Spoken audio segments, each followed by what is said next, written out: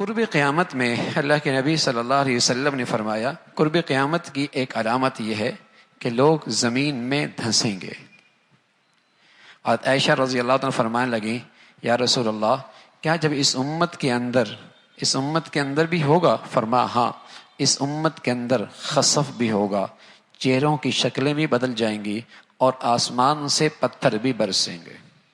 پہلی امتوں میں تو یہ تھا کہ پوری امت اس عذاب میں شریک تھی، لیکن اس امت میں پوری امت پہ نہیں ہوگا. انفرادی علاقے، محفلیں، بعض جگہیں، بعض مقامات زمین میں دھنس جائیں گے، شکلیں ان کی مسخ ہو جائیں گی اور آسمان سے پتھر ہوں گے.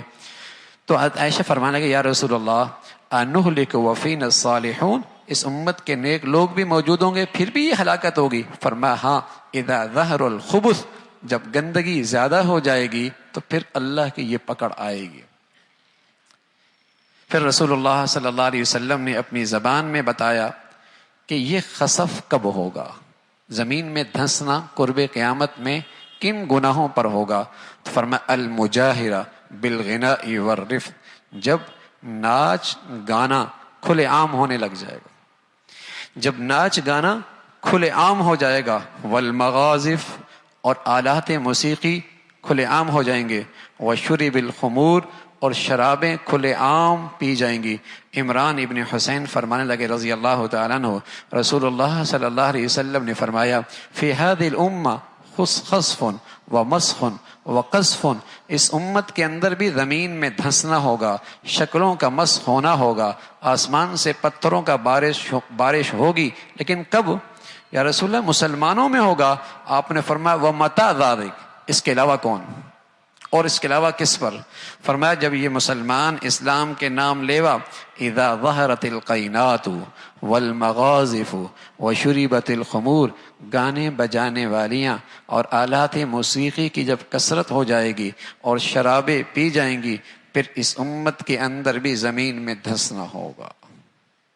یہ جو آپ کو نظر آتا ہے نا کہ ٹیلنٹ پورے ملک میں تلاش کیا جاتا ہے، کون اچھا گلوکار بنتا ہے، یہ ہونا ہے.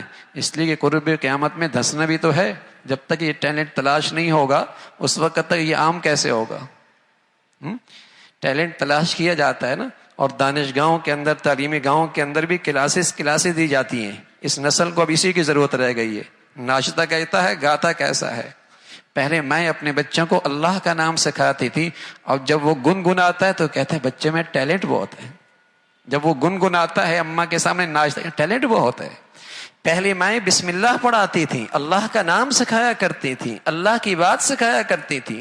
پوری کوشش ہوا کرتی تھی ماؤں کی کہ بچے کی زبان سے سب سے پہلے اللہ کا نام لے، اور اللہ کرے اس کی برکت سے آخری کلمہ بھی اللہ کا نام کا ہو اور اللہ کے نبی کی بشارت ملے کہ سیدھا جنت میں چلا جائے. لیکن اب کیا ہے؟ مائیں بچوں کو جب سینے سے لگاتی، چھاتی سے لگاتی تو ان کی تربیت کرتی تھی. حسبی ربی جل اللہ ما فی قلبی غیر اللہ نور محمد صلی اللہ لا الہ الا اللہ لا الہ الا اللہ. دودھ پلا رہی ہوتی اور ان کے کانوں پہ ہاتھ رکھ کے انہیں یوں لوریاں دے رہی ہوتی، اور ان کے زبان سے یہ الفاظ ہوتے تھے تاکہ بچے کے دل کی دنیا میں یہ چیزیں نقش ہو جائیں. اور جب وہ زبان کھولے تو اللہ کا نام لے، زبان کھولے تو اللہ کا نام لے، اللہ کا نام لے. اور آج میرے عزیزو ابھی اس کی 2.5 سال کی عمر نہیں ہے، 3 سال کی عمر میں آپ نے تعلیمی ادارے میں بھیج دیا، وہاں اسے موسیقی کی کلاس سکھائی جا رہی. کیسی بدنصیبی ہے. عقل پر ماتم کیجئے، لاکھوں روپے بھی دیجئے اور اپنی اولادوں کو بھی ان کے حوالے کیجئے. لاکھوں روپے بھی دیجئے اور اپنی نسل کو، اپنی اولادوں کو بھی برباد کیجئے. پیسہ بھی دیجئے اور اس اولاد کو اپنے لیے وبال بھی بنائیے.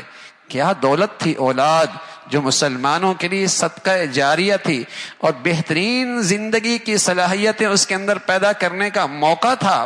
کیا بڑی دولت تھی کہ مسلمان اس میں سرمایہ کاری کرتا، اپنے وسائل لگاتا، اپنی صلاحیتیں لگاتا، اپنی توجہ دیتا، تاکہ اس سرمایہ کاری سے ایسی چیز بنے کہ کھربوں سال کی زندگی میں اس کے لیے صدقہ جاریہ بنے.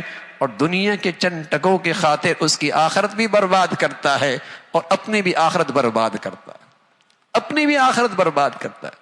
تو رسول اللہ صلی اللہ علیہ وسلم نے فرمایا اس امت میں خسف ہوگا جب آلات موسیقی اور گانا بجانا اور ناچنا عام ہو جائے. شریف گھرانوں کی عورتیں، ہاں شریف گھرانوں کی شادیاں، وہاں بھی اسٹیج اب سجتا ہے. جہاں ان کی نسلوں میں کبھی تصور بھی نہیں تھا کہ ان کی شادیوں کے اندر بھی اسٹیج پہ یہ سب کچھ ہوگا، لیکن ہو رہا ہے. یہ سب کچھ ہو رہا ہے اور آگے بڑھتا چلا جا رہا ہے.